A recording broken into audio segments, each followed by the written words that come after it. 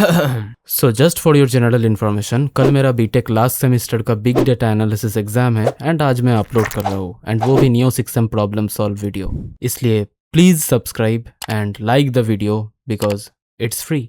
अब क्योंकि doubt solving video है तो शुरुआत से ही क्यों नहीं, आर्डुइनो ऊनो और नैनो कुछ भी यूज़ करो, सेम ही कोड अपलोड होगा बिकॉज दोनों में एटमेगा 32HP माइक्रो कंट्रोलर है। ये है हमारा नियो 6M जीपीएस मॉड्यूल जिसका सर्किट डिटेल स्क्रीन पे शो हो रहा है and this is the antenna जिससे ये सैटेलाइट से कंसल्ट करके लोकेशन बताता है। सिंपल। बट ये आज हमारा टॉपिक नहीं है क्योंकि एरर्स की दुनिया में नियो 6M ने जो रायता फैलाया है उस कचरे को आज हम साफ करेंगे। Neo M8N upgraded version of neo 6M। इसका प्राइस भले ही ज़्यादा हो पर ये घर के अंदर से सैटेलाइट से कनेक्ट हो जाता है। वेरी स्ट्रॉन्ग, ड्रोन्स के लिए बहुत काम का है एंड मेरा रिसर्च के मुताबिक इंडिया में M8N इंडोर एंड आउटडोर हर जगह सैटेलाइट फिक्स दे सकता है। अब ये बात दिमाग में डाल लो कि कुछ भी हो जाए नियो 6M एंड M8N में 3.3 वोल्ट ही कनेक्ट करना। जस्ट भूल जाना कि इसमें 3.3 वोल्ट वोल्टेज रेगुलेटर है भी एंड दोनों के लिए सेम ही कनेक्शंस होगा। जस्ट ध्यान रखना कोई भी कनेक्शन शॉर्ट सर्किट मत कर देना। Now on first line of code हमने TinyGPS प्लस लाइब्रेरी इंक्लूड किया है तो मेक श्योर कि ये लाइब्रेरी आपके पीसी में इंस्टॉल्ड हो, TinyGPS plus by Michael Hart. Then हमने एक TinyGPS प्लस ऑब्जेक्ट क्रिएट किया है to store our GPS data. Then हमने GPS TX पिन को आर्डुइनो पिन 8 के साथ एंड GPS RX को आर्डुइनो पिन 9 के साथ कनेक्ट किया है। देन हमने बॉड रेट 9600 डिक्लेयर किया है which is our GPS default and started our GPS। अब हम कह रहे हैं कि अगर हमारे GPS मॉड्यूल ने कोई लोकेशन डेटा भेजा है तो उस लोकेशन का लैटिट्यूड एंड लॉन्गिट्यूड को सीरियल मॉनिटर में प्रिंट करो। सिंपल। देन हम एक पर्टिकुलर डिले टाइम में सैटेलाइट डेटा को रीड कर रहे हैं इफ़ अवेलेबल एंड तब तक सर्चिंग सैटेलाइट प्रिंट होता रहेगा। इसके बाद जस्ट मेक श्योर कि तुम्हारा सीरियल मॉनिटर का बॉड रेट 9600 पे सेट हो। अगर नहीं है तो सेट करो because in our code we also declared 9600 baud rate. Then go to tools, board, Arduino AVR boards and इधर से आर्डुइनो नैनो सिलेक्ट करो। अगर ऊनो यूज़ कर रहे हो तो ऊनो सिलेक्ट करना and then select your COM port जहाँ कनेक्ट किया है एंड प्रोसेसर एटमेगा 32HP। अगर इसमें काम नहीं हो रहा है तो ओल्ड बूट लोडर सिलेक्ट करना एंड इधर से Arduino as ISP। Then code को अपलोड करो। ठीक है, कोड लिंक डिस्क्रिप्शन में है in case you need. M8N का cold start time around 30 second से 1 मिनट होता है। मतलब जब मॉड्यूल पहली बार ऑन होता है तो उसे सैटेलाइट सर्च करके फर्स्ट फिक्स लेने में इतना टाइम लग सकता है। और ये जो latitude longitude with 0 satellite fix show हो रहा है ये इसकी बैकअप मेमोरी में सेव्ड प्रीवियस डेटा है। एंड इस बीच पॉइंट टू बी नोटेड कि M8N इंडोर्स में भी सैटेलाइट फिक्स दे सकता है। हाँ, तो जो मैं कह रहा था ये लोकेशन डेटा बैकअप मेमोरी में स्टोर्ड प्रीवियस डेटा है जो ऑनबोर्ड बैकअप बैटरी की वजह से पावर ऑफ होने के बाद भी सेव्ड रहता है। मैंने इसको वार्म स्टार्ट किया है इसलिए मॉड्यूल वही स्टोर्ड लोकेशन डेटा हमें शो कर रहा है। इसलिए सैटेलाइट 0 है पर लैटिट्यूड लॉन्गिट्यूड हमें शो हो रहा है।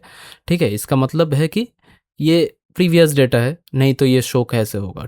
एंड वार्म स्टार्ट का मतलब कि मैंने मॉड्यूल को कई बार ऑन किया है एंड इसलिए इसका वार्म अप बहुत बार हो चुका है and that's why warm start.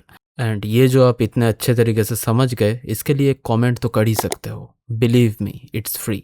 And 5 साल में हमने ओनली 10 के सब्सक्राइबर्स गेन किया है। अब आप लोग ही मेरे घर की लक्ष्मी हो तो आप ही से एक विनती है, प्लीज़ सब्सक्राइब। 100 के करना है विद इन 2026, नहीं तो इस बार चैनल बंद करना पड़ेगा। एंड अगर ये बंद हुआ तो आपके भलाई के बारे में सोचने वाला एक इंसान कम हो जाएगा। थोड़ा सोचो यार, कब सोचोगे। So coming back to the topic, Neo 6M में हमने एक अलग कोड अपलोड किया है क्योंकि नियो 6M का ऑनबोर्ड LED ब्रेडबोर्ड सर्किट पे ब्लिंक नहीं हो रहा था। प्रॉब्लम।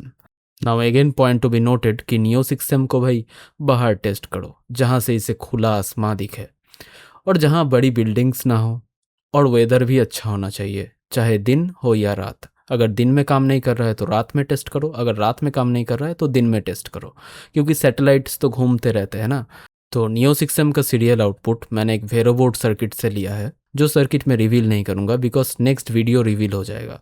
तो उससे मुझे सैटेलाइट फिक्स 4 मिला है, मतलब मिनिमम 3 सैटेलाइट से इसे एक सैटेलाइट फिक्स मिलेगा तो 4 satellite is enough for a satellite fix. ठीक है, मैं ये जो दोनों GPS मॉड्यूल्स यूज़ कर रहा हूँ नियो 6M एंड M8N, ये मेरा 3rd and 4th GPS modules है। क्योंकि first and second GPS modules को जो नियो 6M था उनको मैंने जला डाला। क्योंकि मैंने 5 वोल्ट आर्डुइनो सप्लाई दिया था एंड एआई बता रहा था कि 4.6 volt is the problem, 5 volt दो उसे सप्लाई। पर क्यों भाई, 5 वोल्ट देने पे ही वो दोनों मॉड्यूल्स फ्राई हो गया। अब तुम लोग कहोगे कि समझ में कैसे आया कि फ्राई हो गया, क्योंकि उन्हें 3.3 वोल्ट देने पर भी वो काम नहीं किया एंड 5 वोल्ट देने से 3.3 वोल्ट वोल्टेज रेगुलेटर हीट होने लगा अचानक से। तो आई वुड सजेस्ट कि 3.3 वोल्ट आर्डुइनो का यूज़ करो अपने जीपीएस मॉड्यूल पे and stay safe and healthy. Not probably indoors, I am in my lobby, only big window is there where upper section is covered. AI बता रहा था कि यही मेन प्रॉब्लम है जिसके वजह से मेरा नियो 6M का एलईडी ब्लिंक नहीं कर रहा है। पर एलईडी ब्लिंक नहीं कर रहा है क्योंकि मॉड्यूल फ्राई हो चुका था, ठीक है, मेरा वो जो फर्स्ट एंड सेकेंड मॉड्यूल्स था। तो नियो 6M को जस्ट थोड़ा खुला आसमा चाहिए जो ये लोकेशन पे था and also third and fourth GPS से I received location data in this particular location which was never a problem.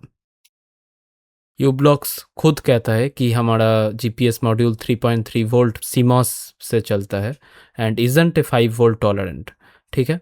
तो 3.3 वोल्ट स्ट्रिक्टली प्रोवाइड करो एंड कोई भी रजिस्टर यूज़ करने का ज़रूरत नहीं। ये बहुत कुछ बता रहा है कि voltage divider, logic level converter use करो, पर कुछ भी यूज़ करने की ज़रूरत नहीं। सिंपली TX को आर्डुइनो पिन 8 एंड RX को आर्डुइनो पिन 9 के साथ कनेक्ट करो and just plug and play.